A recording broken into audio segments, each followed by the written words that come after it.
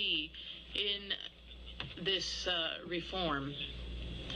The costs for our members, well, one that I mentioned was access to financial services, especially for our smaller businesses. Secondly, the cost of credit services for merchants.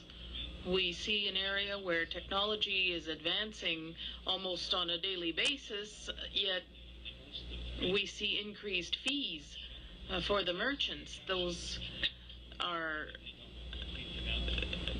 handed over to the consumer that pays in the price. Mr. Wolford, can't we say that that's the counterpart for the merchant of what we're studying here, that is consumer fees?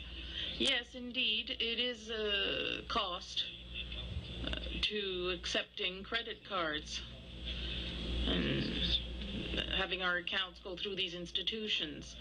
We see now that we have a market in which prices are offered at the same level by various acquirers. They're the same. So we have to examine this.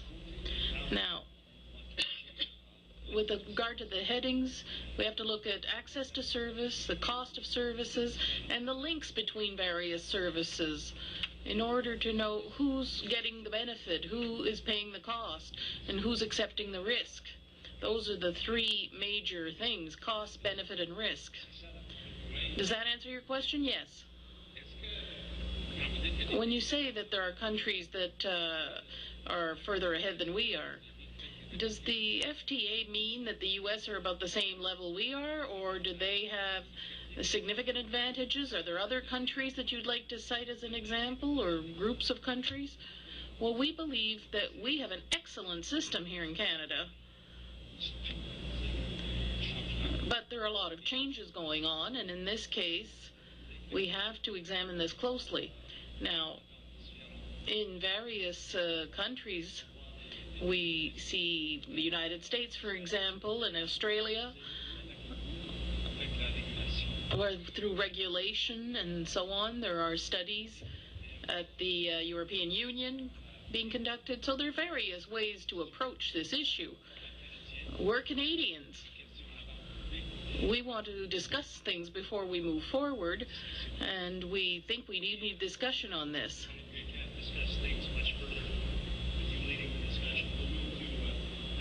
Conclude with Mr. Del Mastro, just for a couple of minutes of brief questions. Thank you, Mr. Chair. Mr. Wolford, thanks once again for appearing before committee. As I recall, you appeared in the pre-budget consultations and outlined the beneficial impact of the GST reduction on disposable income. And I appreciate that. I forgot all about that. I appreciate that. I did not, and I've in fact quoted it on several occasions. But Mr. Wolford, no good deed goes unpunished, Mr. Del Mastro. Thank you very much.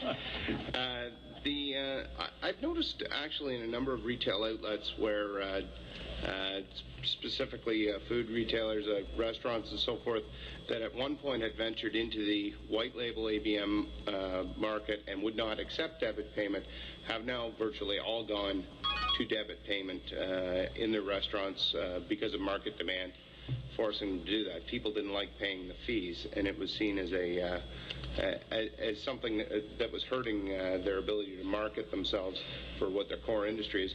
Is this something that you're witnessing on several levels, like the actual market or customer demand for Interac access or debit payment for goods is actually driving some of the white label ABM craze that kind of took over? It's kind of driving it out.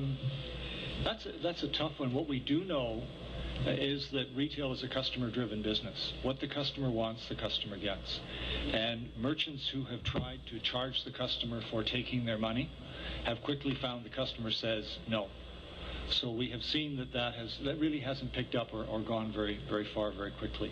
There are just so many options out there that it has proven not to be terribly attractive.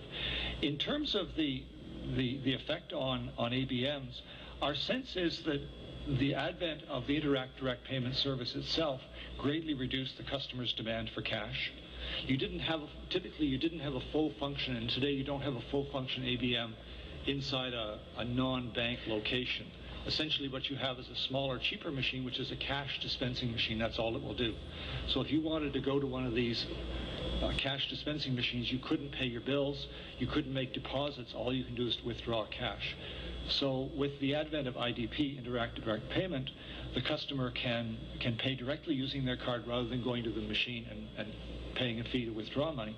Secondly, of course, as I mentioned in my response to one of your colleagues, the opportunity to get cash back on a transaction means that if you need cash, many of the merchants today who have a large cash flow are quite happy to give you cash back when you make a purchase in the store. And then the third piece that we mentioned in our submission, which I hope you will get, is that we've seen a variety of other payment options and other financial service options be provided by the financial service providers, both online and in other formats. Thank you very much, Mr. Del Mastro, Mr. Wolford, and all for your participation. Most stimulating panel. Thank you very much. Committee members, remember that Finance Department estimates will be under the gun on Tuesday morning at 11. And Thursday, we're not sure yet. Tuesday, Finance Department estimates. Be here, and we look forward to seeing you. We are adjourned.